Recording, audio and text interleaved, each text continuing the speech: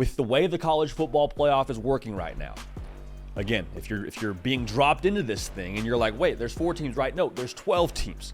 There's 12 teams. And so with that being the case now, there is, I think, different tiers we have to look at for different teams across the college football landscape to keep a good gauge on where we're going to end up here on Selection Sunday.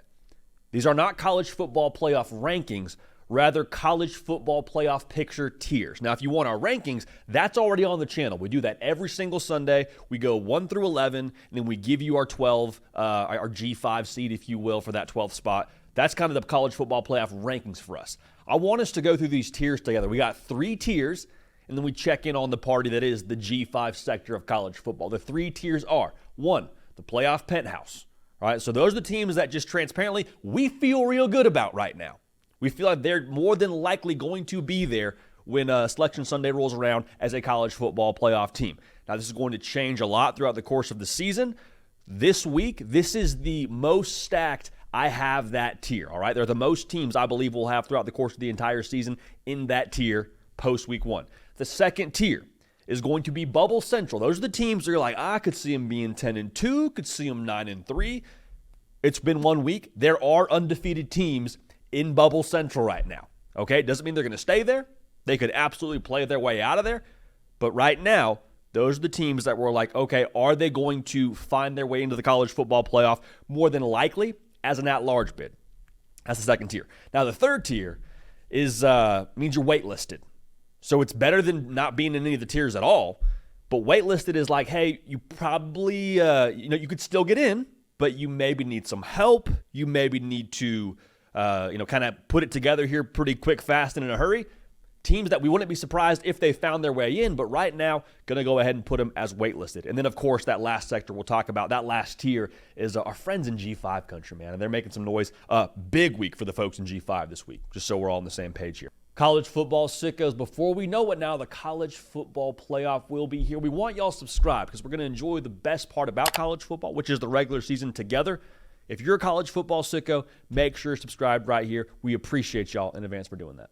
So let's start here. Playoff penthouse. Again, these are the teams we feel real good about. We think these are teams that are more than likely going to be in that college football playoff arena on Selection Sunday. I'll say it again. This is the most stacked I believe we will have this tier throughout the entire season. As we get more games, get more data, this will probably look a little bit different. Again, not going in a rankings order, but we'll just start with Georgia because they are, we believe, the best team in college football. They dragged Clemson, top 15 team. Not a lot to unpack there. If you saw the game, you saw the game. If you saw the second half, you were like, oh, they really adjusted to what Clemson did in that first half defensively. Georgia's running the football. Clemson's doing a great job of selling out to stop the run. Mike Bobo says, you know what? We got the best quarterback in America. Let's put the ball in the perimeter. Let's let our special players be special. And then they end up scoring 34 points. It is what it is. Ohio State, no surprise, they are in the playoff penthouse tier. They throttled Akron 52-6. Jeremiah Smith, someone check his birth certificate. He is a grown man playing football. I want to see them against some better competition here and see how that new offense looks with Chip Kelly running the show and Will Howard pulling the trigger. Will Howard threw 3 touchdowns. I get it's Akron, but you don't apologize for a win and you don't apologize for scoring 50 points. They won't play anyone with a pulse until they go to Michigan State, and even then, we'll see what they are. But again, it's on the road, so Ohio State, without question, in the playoff penthouse. Would be wildly surprised if we get to the end of this thing and they're not in the college football playoff. Texas, they slammed Colorado State. Quinn Ewers throwing no-look passes, looking like he's Pat Mahomes out there. Got to win this week against Michigan. Have to win this week against Michigan. That game will obviously shake up these tiers with the rest of their schedule in the SEC too. Remember, they have Georgia come to them October 19th, so that'll be another game that you got to circle if you're Texas. Right now, though, feel pretty good about them being in this playoff penthouse and feel pretty good about them being at the end of this thing in the college football playoff. Now, Miami is not a team that I think a lot of people would have put in the playoff penthouse at this point in time. Maybe you put them in the bubble watch. Maybe you put them on the outside looking in. Miami, looking at the rest of their schedule, man, who is beating them after what they just did to Florida? I get it's Florida, but Cam Ward put on a show and a half, had his pulse at resting heart rate level in one of the most difficult places to play in all of college football, threw for darn near 400 yards, threw a pick, shrugged it off, and kept on balling. That dude has got something special upstairs. That roster, I believe, is now at the level Mario Cristobal envisioned it would be when he took that job. Going back to their schedule, no Clemson this year. That Florida State game looks very, very winnable. Who's beating them? And even if they do catch a loss somewhere, is anybody really taking the ACC from them? It's week 1. I don't want to overreact. However, Miami, they look like a force of nature.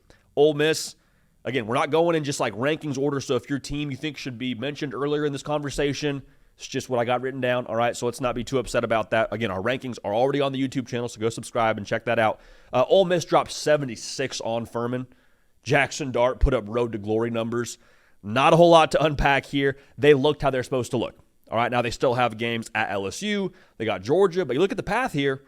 No Texas, no Bama. Lane Kiffin has built those trenches to be like SEC championship caliber now. It's not just me saying that. Nick Saban said the same thing on College Game Day, and our eyes have said the same thing through one game against Furman. Ole Miss, again, would be surprised if they're not in the playoff when it's all said and done. Speaking of Saban and Bama, man, Alabama, they left no question in that game against Western Kentucky in the Fighting Neck Breaks. 63-0. All right, Jalen Milroe looking how you would hope he would look in that Kalen DeBoer offense.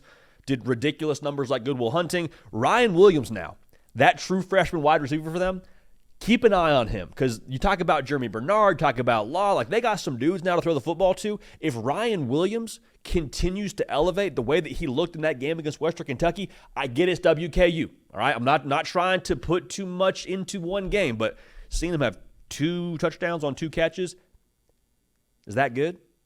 Are Bonita Fish big? Yeah, that's real good. So watch how he elevates, watch how he comes along, having another matchup nightmare in that offense for Jalen Milroe to deal the pill to.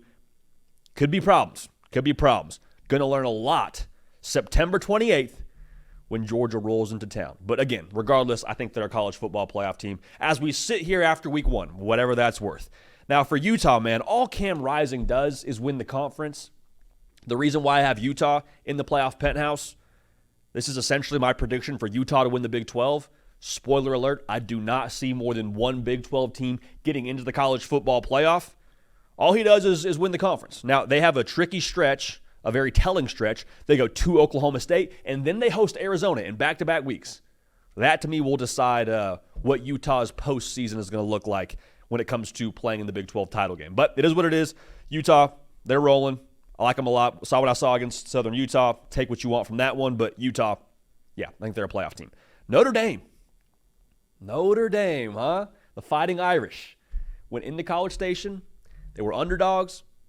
And I said it in the opening, man. We talked about what was real and not real about that team, dude. Like, that's a mature team.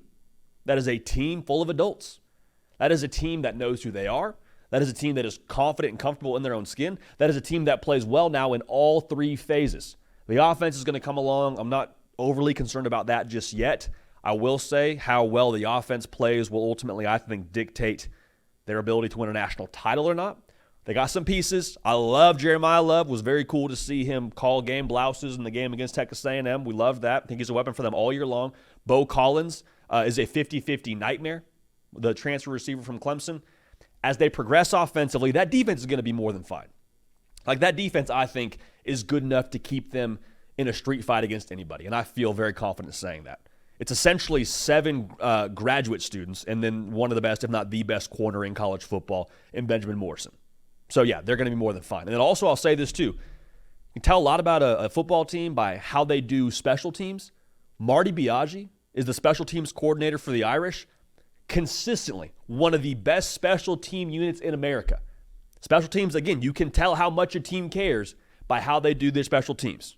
And Notre Dame, yet again, will be phenomenal on special teams. So Notre Dame, again, looking at their schedule, man, I don't see a bunch of games that concern me. The USC game gets a little bit more intriguing because of how they played against LSU. But looking at their path, Louisville will be a revenge game. I think they'll win that one. Florida State looks a lot more winnable right now based on how they've started the year. It's tough for the Noles just catching strays throughout the show.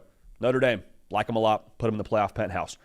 Now, when it comes to Oregon, man, I have them in the playoff penthouse. And we will have a full-on discussion about this a little bit later. I touched on it in the open. We feel very confident and very strong about this.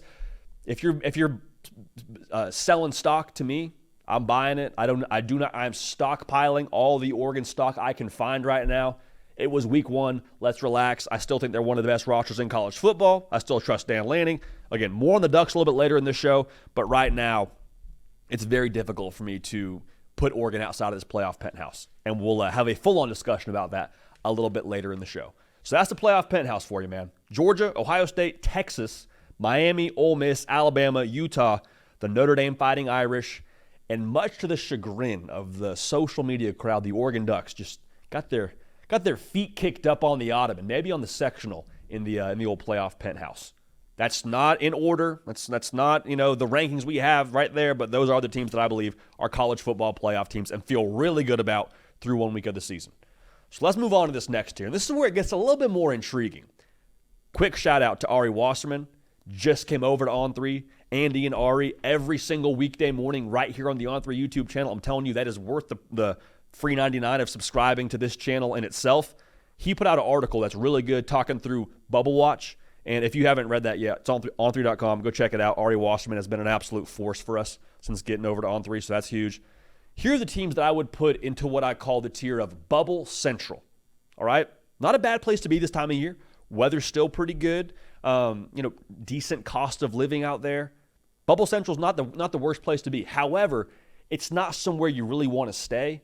Bubble Central is kind of like apartment living. It's great for your stage of life. At some point in time, though, you kind of want to elevate and get to that next spot, get some more space. These are teams that can very much so still play their way into the college football playoff. So if you're in Bubble Central, do not be upset about it. Tennessee, I think they're a college football playoff team when it's all said and done. However, they have a great test this week against NC State, and then they're at Oklahoma September 21st. Here is the path if you're Tennessee. Like, obviously, there's a lot to say about, well, Nico's got to do this, and the defense has to do that, and the weapons. Like, we've hit all those points over the head, just ad nauseum.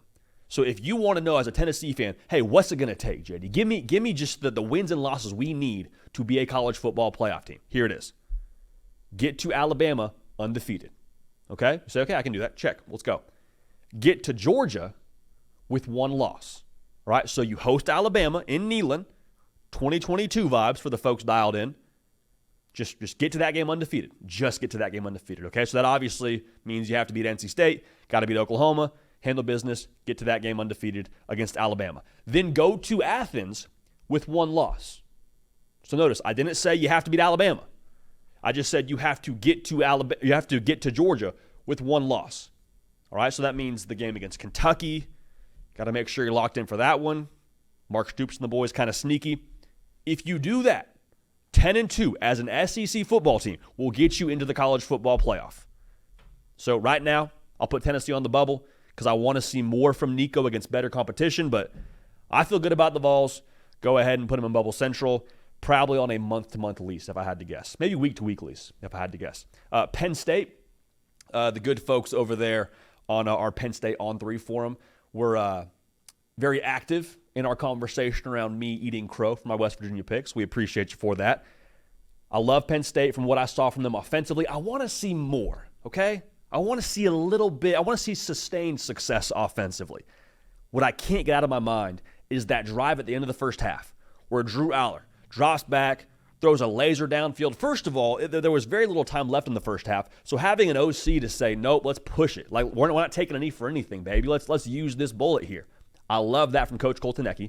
I also love him describing the offense in ice cream metaphorical terms as it's vanilla. It's what you've always known, except we're mixing in some toppings to kind of make it a little bit more complex. It's a great conversation. Go check out his press conference from the West Virginia game. I want to see what they look. So going back to what I just said, I was all over the place there.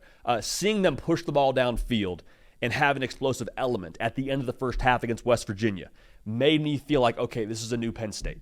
And yes, it was a push-off. We're not here to talk about that. It is what it is.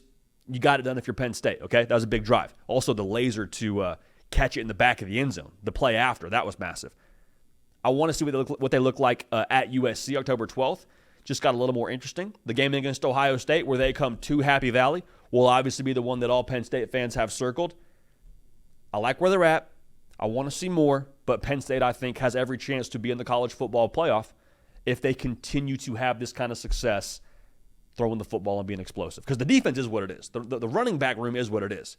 Can they have the explosivity offensively is the question we're all asking. We saw it against West Virginia. I want to see more before I take them off the bubble. Now, I have Michigan right here in Bubble Central. If you're a Michigan fan, you're like, hey, we just won the national championship. Who are you putting on the bubble? I hear you. I understand.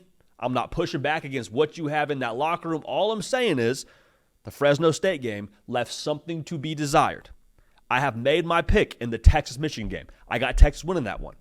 If Michigan wins that game, they are writing a letter to the landlord of Bubble Central and saying, hey, we no longer live here. Thank you so much. We'll be moving into the playoff penthouse. Because really, I mean, if you beat Texas, there's the game against Oregon, and there's the game against Ohio State. I think a 10-2 Michigan with that kind of a resume, if they have a loss to Oregon and Ohio State, which there's nobody saying they have to lose those games, just so we're all on the same page, that would be good enough to be in the college football playoff. So Michigan right now, if you want to find your way into the college football playoff penthouse and move out of Bubble Central, I need to see against Texas that the trenches are still what we've believed they are the entirety of this offseason. I also need to see a little change-up pitch, okay? Davis Warren getting the wing loose. I think they were very vanilla offensively against Fresno State.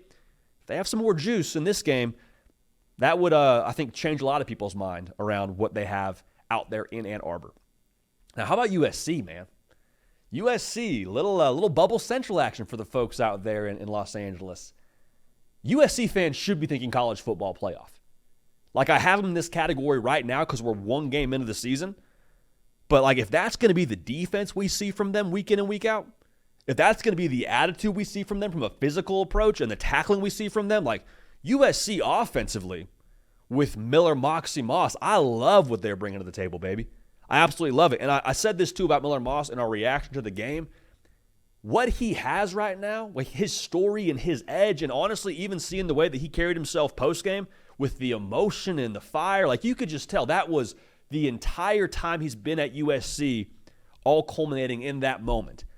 And you think about USC and you kind of think about like the golden boy vibe, the golden program kind of vibe. That's not this USC team. This is a USC team that feels like they've kind of been dragged through the mud over the course of the last, let's call it the offseason, but really the last couple of years with how people talk about them being soft, being that West Coast team. Like, I didn't see that against LSU. Now, their path is still going to be tricky. Got to go to Michigan, play Penn State. Nebraska's kind of sneaky. Wisconsin's kind of sneaky, but then you have Notre Dame. There's a path there. 10-2 USC, I think, should feel real good about their chances to be in the college football playoff, in large part because you beat LSU. It's a nice bargaining chip, if you will, when it comes to Selection Sunday.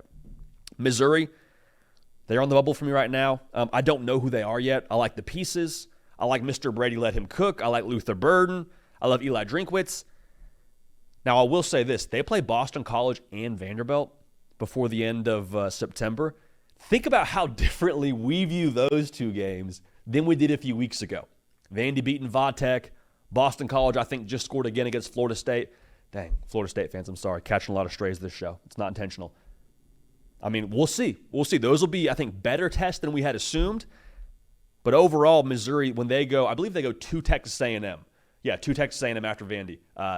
That'll be a really good test, too, and kind of have a better gauge for what they are. Because say what you want about A&M against Notre Dame, that defense was something to behold. That'll be a real good test. But overall, definitely still have a chance to be in the college football playoff, as does every team we're talking about right now, living in Bubble Central. Now, Oklahoma State, them being in this category right now, is essentially me telling you I think they're the second best team in the Big 12. Okay, through 1 week, they're going to get to settle on the field. Ollie Gordon looked good in the opener. I think if you're an Oklahoma State fan, you're saying, okay, hey, what do we do to be on the bubble? Like, we're 1-0. What are you talking about? I think September 21st, when you go to Rice-Eccles, and then you turn around September 28th, and it's Kansas State, like, that's going to tell us a whole lot about who Oklahoma State is. So the end of September now is going to give us a very good gauge for who's coming out of that conference. Not saying it decides it, but it'll give us a very good gauge for where they're going to be in terms of like a lot of those big powers in the Big 12 playing each other. So that's why I have them on the bubble, but it's definitely still, obviously, as all these are, subject to change. So again, Tennessee, Penn State, Michigan, USC, Missouri, Oklahoma State, for me right now, all living in Bubble Central with a lease that is week to week, and we'll see if they move into the penthouse this time next week. Now, here's the tier that is not, unfortunate to be in by any stretch of the imagination. I think there's a lot of teams that wish they were in this tier, but here's the teams that I'm going to put right now as the waitlist tier for the college football playoff. Again, doesn't mean you're out. Whenever you get waitlisted to a school, you kind of have a decision to make. Okay, do I want to try and, wait it out and see if I can eventually get in here, or do I want to do something else? For these teams, these are the schools that I think could eventually find their way into the college football playoff, but I need to see a little extra juice. And Clemson's the team that I probably look at first in this group. The loss to Georgia, it's Georgia. That's not me throwing shade at Clemson. It's not me throwing shade at what Dabo's done there. People were jumping to the Twitter sphere and saying, this is why you got to go to the portal. I'm like, brother, it doesn't matter if they went to the portal. That Georgia football team is doing what they did to Clemson to a lot of other teams, regardless of who they drew week one. Clemson just happened to be the team in Atlanta. They're 0-1. No Miami. That Florida State game looks much more winnable. They play NC State, which will be a good test. They get them off of a bye. So I think that's huge. They got to score to win the ACC. You don't want to find yourself on Selection Sunday hoping and praying you find your way in backdoor with the at-large bid. We've seen that's not really a path to success in the college football playoff historically. Definitely not in the 12-team playoff. But if you can win the ACC, you probably have to outscore Miami. I need to see something from Cade Klubnik. I'm not overwhelmingly concerned about the Georgia game because, again, it's Georgia, but we need to see something from Cade Klubnik. Now, LSU is the next team I would put in this category. And it's not so much, I don't think, the loss to USC that puts them on the bubble to me. Obviously, you wanted to win that game, and that would have probably put you in a different category here. The reason why they're waitlisted to me, instead of on the bubble rather, is the path ahead to them. They can't lose two or more of these. They can't lose two or more. They have Ole Miss, they're at A&M, they got Alabama, they got Oklahoma. I'm not saying they can't do it, but you put yourself behind the sticks a little bit in terms of trying to make the college football playoff.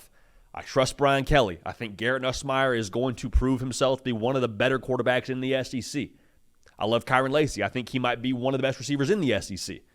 But at the end of the day, losing to USC and losing one of your mulligans to make the college football playoff, I don't think 9-3 gets you in.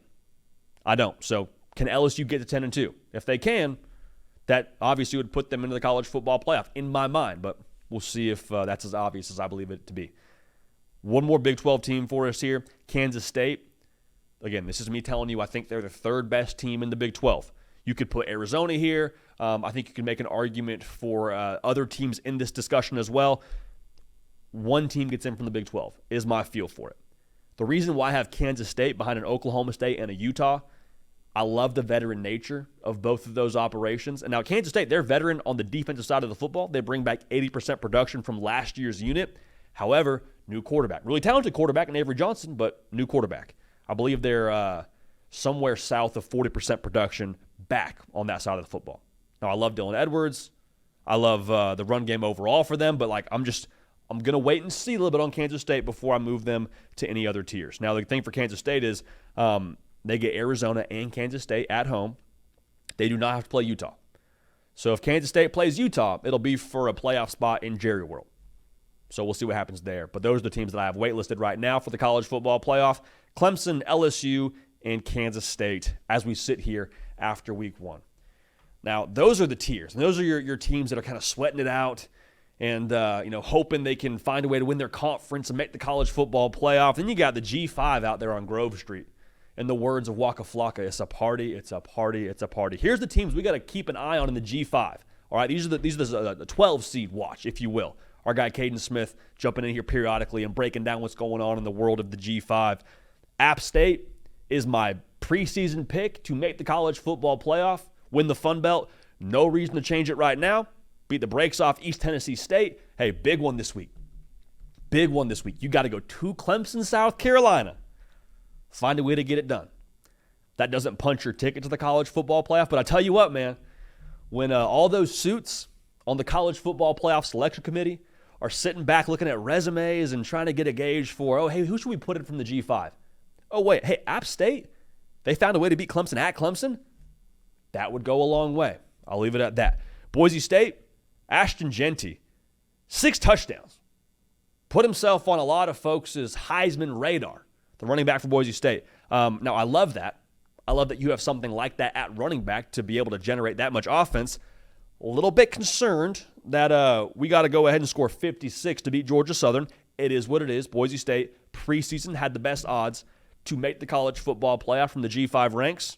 A win's a win. Big one this week against Oregon. Right? Got to go to Eugene. It'll be rocking. But if you're Boise State, you're watching what a team within your state did to them last week. Kind of made it closer than the folks out there at Oregon would like. I'm just saying, keep an eye on Boise State. But this is a chance for them to make a statement. Kind of a gut check, if you will, for App State and Boise State with two massive Power 4 conference opponents on the docket this week. Now, UNLV, speaking of Power 4 conference opponents, they went out and took it to a Big 12 team in Houston. The Fighting Barry Odoms beat them 27-7. They're at Kansas here pretty soon, all right? So keep an eye on UNLV. That game against Kansas is one you circle. But UNLV now, they're starting to generate some noise. It's only week 1, but keep an eye on UNLV and what they're doing out there in Nevada. Liberty had the best odds preseason of anybody. Ohio State, Georgia, Alabama Tech, they had the best odds of anybody to be undefeated at the end of the college football season. They beat Campbell this past week. We'll see. That game that I have circled for them, they got to go to App State September 28th. That will have a very playoff-esque vibe to it. All right, we'll see if they can get it done there, but we say it a lot. You got a quarterback, you got a chance. Caden Salter could have played a lot of other places, I believe. This past portal cycle probably had some options to go play somewhere else. Don't know that, but I believe that. He might be the difference for them in making the college football playoff. But for right now, the G5 party to keep an eye on. Who's got the music blaring the most? App State, Boise State, UNLV, and Liberty are all on my radar as of right now. And that's a thing too, man. If you're a college football fan, this year, it used to be like, oh, cool, who's ending up in that New Year's Six Bowl game? That's kind of fun. Good for them. Watch them go get boat raced by Oregon. One of those teams now is going to, maybe not one of those 4 that I just mentioned, but some team from G5 party world will find their way into the college football playoff, and there's a chance they play your favorite team, or maybe your favorite team is a G5 team. Regardless, they're going to factor into the college football playoff discussion this year. It's going to be fun. It's going to be a lot of fun. Hey, y'all, thanks so much for watching. Subscribe to the channel here to make sure you don't miss an episode of The Hard Count. Also, be sure to check out other videos on the On3 YouTube channel.